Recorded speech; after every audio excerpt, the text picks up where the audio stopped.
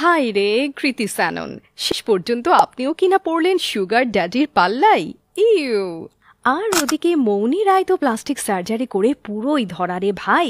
তিনি নাকি এখন তার ডাক্তারকে খুঁজে বেড়াচ্ছেন আর বলছেন, ফিরিয়ে দাও আমারই মুখ, তুমি ফিরিয়ে দাও। চলুন শুরু করা যাক আজকের গল্প আর গসিপ।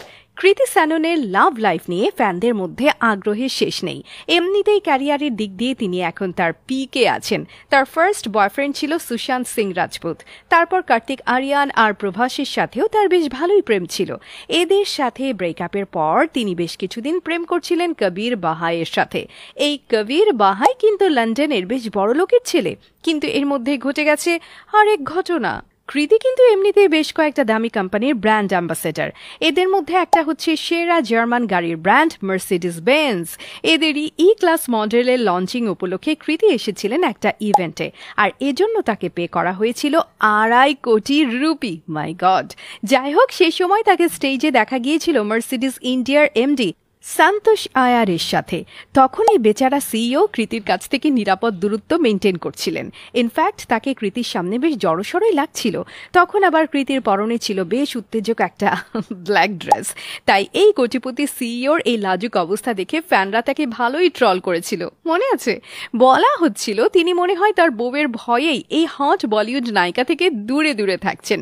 কিন্তু এবার জানা গেল এই কাঁচুমাচু সিইওই নাকি এখন কৃতির প্রেমে হাবুডুবু খাচ্ছেন রে ভাই। এমনিতেই কিন্তু তিনি বিবাহিত, আবার বড় বড় বাচ্চাও আছে।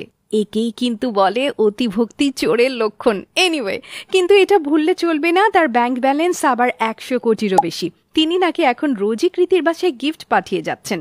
এর মধ্যে আবার একটা ব্র্যান্ড নিউ মার্সিডিজ SL 680ও আছে, যার দাম 5 কোটির বেশি। এখন দেখা যায় কৃতি কতদিন এই সুগার ড্যাডির মিষ্টি অত্যাচার সহ্য করতে পারেন। ওদিকে টেলিভিশনের প্রিয় নায়িকা থেকে বলিউডের গ্ল্যামার কুইন মৌনির হঠাৎ রূপান্তর যেন সবাইকে চমকে দিয়েছে।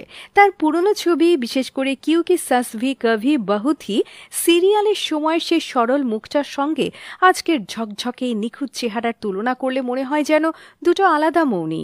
সোশ্যাল মিডিয়ায় এখন গুঞ্জনের ঝড়, ঠোঁটে লিপ ফিলার, মুখে বোটক্স নাকি ফেশিয়াল সার্জারির ম্যাজিক, এইসব। মৌনি অবশ্য প্রথমে এসব ট্রলিংকে পাত্তাই দিচ্ছিলেন না, খালি হেসে হেসে বলছিলেন এটা সবই ফিটনেস আর ত্বকের যত্ন। তা তো বুঝলাম মৌনি আপা, কিন্তু আপনি তাহলে আপনার ডাক্তারকে খুঁজে বেড়াচ্ছেন কেন বলুন তো? ইনসাইডার সোর্স থেকে জানা গেছে মৌনির এসব সার্জারি করা হয়েছে সিঙ্গাপুরে, আর এজন্য তাকে মেডিকেল বিল দিতে হয়েছে 40 লাখেরও বেশি। কিন্তু আজকাল আয়নায় নিজেকে দেখে মৌনি নিজেই বুঝতে পারছেন কেস গড়বড় হয়ে গেছে। এই অদ্ভুত চেহারা নিয়ে তার আর সিনেমার নায়িকা হওয়া হবে না।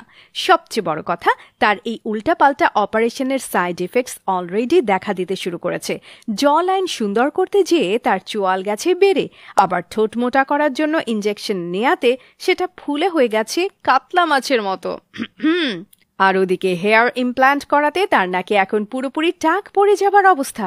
এ দুঃস্বপ্ন চলতে থাকলে মৌনির অবস্থা দাঁড়াবে সেই পিরামিডে শুয়ে থাকা মমিদের মতো। তাহলে কি মৌনি রায়কে এখন থেকে আমাদের মমি রায় ডাকতে হবে? ফ্রেন্ডস, আপনাদের মধ্যে কে কে মৌনি রায়ের ফ্যান ছিলেন বা আছেন জানিয়ে দিন কমেন্ট সেকশনে। কথা হচ্ছে নেক্সট ভিডিওতে। বাই।